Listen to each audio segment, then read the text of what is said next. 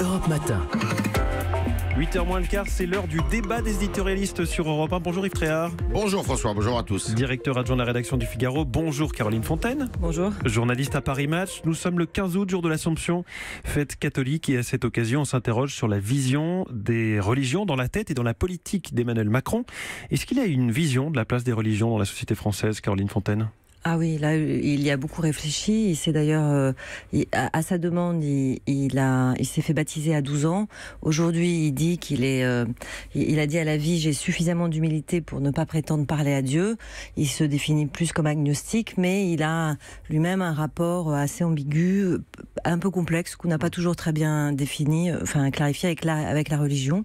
C'est un sujet qui lui tient à cœur. Il en a beaucoup parlé. Il a été le premier à aller à l'invitation de la conférence des évêques de France pour justement leur parler et notamment mieux définir sa vision de la religion dans un pays laïque. Donc c'est clairement quelque chose qui est très important pour lui. Yves Tréhard. Oui, très attaché à la spiritualité. C'est un intellectuel, Emmanuel Macron, et il a souvent eu des déclarations sur l'importance d'avoir une spiritualité dans sa vie et dans sa vie politique. Et il le regrettait au Collège des Bernardins. Caroline, il faisait allusion au mois d'avril. Il a quand même eu une phrase très très forte quand il a dit que le lien s'était abîmé entre la France et l'Église catholique. Mais qu'est-ce que ça veut dire ça ? Il parlait, en fait, il faisait référence au mariage pour tous qui a donné lieu il y a 4 ans ou 5 ans à des manifestations importantes, à un débat très vif dans ce pays où l'Église catholique s'est toujours opposée à ce mariage ouvert donc aux homosexuels. Et ce débat, si vous voulez, demeure parce que tout n'est pas réglé. Le mariage est autorisé, mais maintenant il y a des problèmes de filiation. Il y a un sujet à l'agenda du président de la République qui s'appelle la procréation médicalement assistée, qui est donc la faculté pour un couple, notamment de femmes, d'avoir un enfant. Et ce sujet heurte les consciences, certaines consciences, va donner lieu à un débat nécessairement où l'Église catholique va s'opposer, alors que lui c'est un engagement de campagne. Et donc là il joue serré, parce que d'un côté il dit il faut que les religions s'expriment, pas uniquement le catholicisme, les religions s'expriment dans le débat public, mais de l'autre côté il est sur des réformes, quelques réformes qui pourraient aussi ouvrir une brèche et en tous les cas rendre compliqué la politique ou les relations avec l'Église catholique de Emmanuel Macron. La procréation médicalement assistée, c'était effectivement un engagement de campagne d'Emmanuel Macron. Caroline Fontaine, il va le faire, ça ? On a l'impression que c'est repoussé. Non, je pense qu'il sera tenu. Ils ont réannoncé là que, d'abord les conclusions du comité sur la bioéthique seront rendues pour le reste, parce qu'il est inclus dans quelque chose de plus global, seront pour la rentrée, et que le projet de loi sera présenté au Conseil des ministres avant la fin de l'année pour un examen au premier trimestre 2018. Donc je pense qu'il s'y tiendra à cet engagement, mais après ça ouvre, qui va lui valoir aussi évidemment une forte mobilisation contre, de la part de ceux qui s'étaient mobilisés contre le mariage pour tous.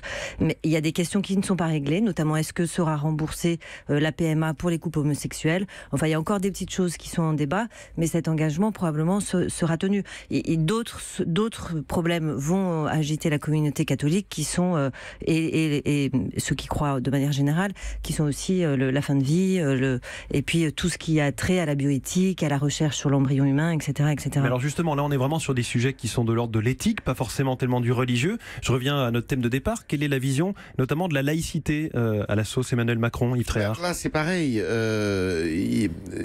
Sa vision, elle est assez classique, je crois, et qu'on a un peu surinterprété. Conforme à ses prédécesseurs ? Oui, non, parce que vous savez, ils ont tous eu des discours assez ambigus, à part François Hollande, qui vraiment, à part le mariage pour tous qu'il a fait, sur la laïcité, il s'est jamais beaucoup exprimé. À un moment, on avait cru qu'Emmanuel Macron voulait revenir sur la loi de 1905, qui sépare l'Église et l'État, qui sépare les Églises et l'État. Et justement, pourquoi les Églises ? Parce que il a l'ambition, qui est à mon avis une ambition qui est risquée, de vouloir organiser l'islam de France.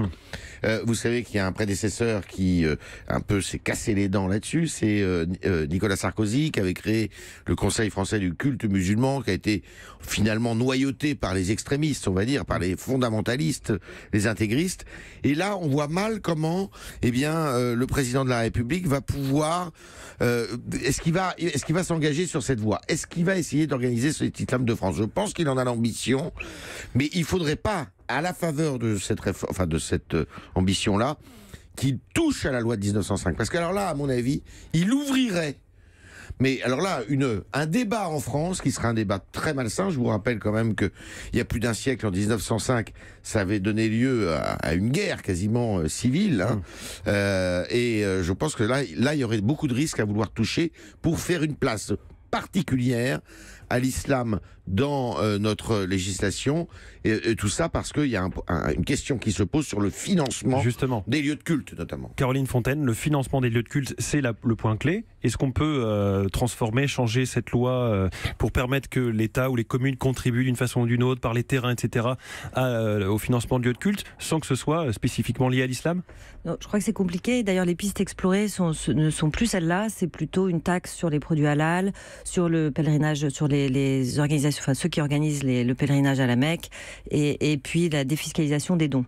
Donc c'est plutôt vers là qu'on s'oriente. C'est vrai que c'est le problème clé, mais enfin l'islam est face quand même à une crise qui n'est pas que celle du financement, celle de la confiance aussi, du lien de confiance entre les Français et l'islam, de l'image qu'elle donne, etc. Et donc il faudra évidemment faire quelque chose. Je crois qu'il y a une enquête qui montre que le Conseil français du culte musulman n'est connu que par un tiers des musulmans.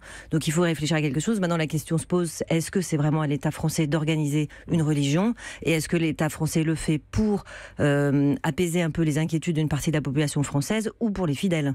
Et le résultat sera évidemment pas le même. On peut s'inquiéter que si la réforme est faite uniquement pour apaiser les inquiétudes, elle ne conviendra pas aux fidèles, et comme toutes les précédentes, elle tombera aux oubliettes.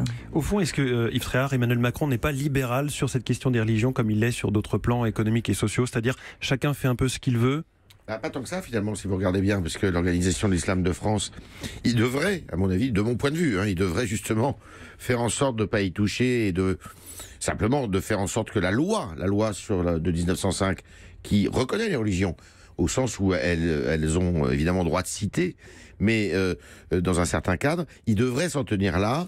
Et donc, il n'est pas si libéral que ça, parce que s'il veut mettre au point une organisation de l'islam de France, il a demandé des rapports. C'est un ancien conseiller de François Raffarin, Jean-Pierre Raffarin, qui lui a écrit un rapport justement sur ce que disait Caroline, sur le financement. Donc, il est en train d'y travailler. La date approche, parce qu'il veut faire ça d'ici, si j'ai bien compris, à la fin de l'année.